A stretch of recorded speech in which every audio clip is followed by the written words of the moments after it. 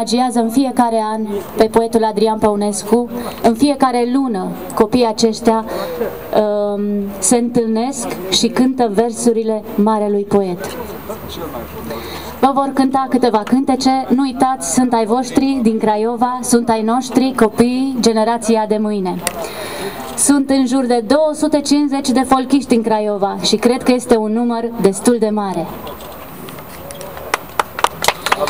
Va începe Alina Amon cu un cântec minunat pe care poetul ni l-a dăruit, Craiova My Love.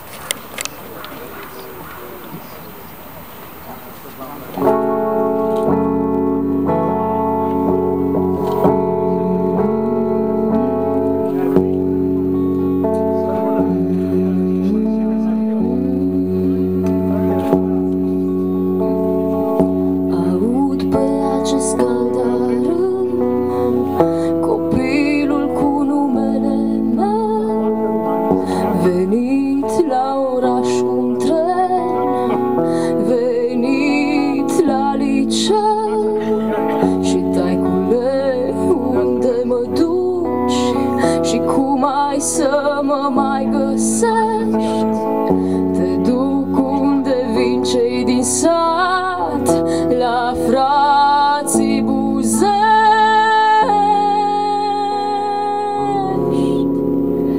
Craiova, Craiova, Craiova, ce dulce pământ, pe astăzi, pe mâine, de-a pururi te binecuvânt. Dar n-avem pe nimeni aici, mi-e rău și nu pot să învăț. E tantitane, în oraș, e pe Bucovaț. Așa am intrat la Buzești, colegiul apoi l-am urmat, și vara ce rar mă întorceam la Bârca în sat. Craiova, Craiova, Craiova, ce dulce pământ, pe astăzi, pe mâine, de-a pururi te binecuvânt.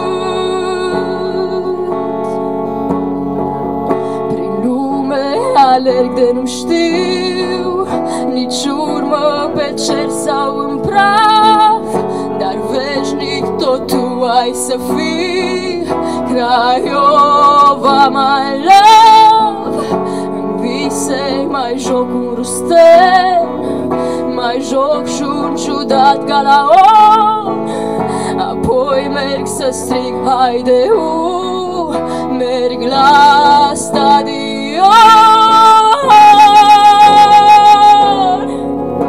Craiova, Craiova, Craiova, ce dulce pământ, pe astăzi, pe mâine, de-a pururi te binecuvânt.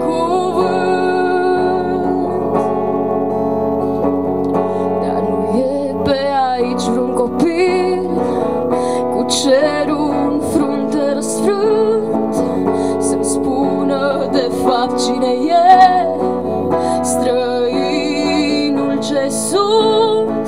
Și taicule, uite că așa-i, de când m-ai lăsat la Buzești, în locul bătrâne al meu, tot altul găsești.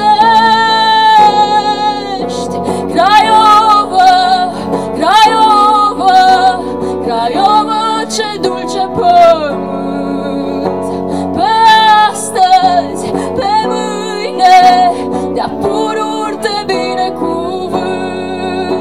Craiova, Craiova, Craiova, ce dulce pământ, pe astăzi, pe mâine,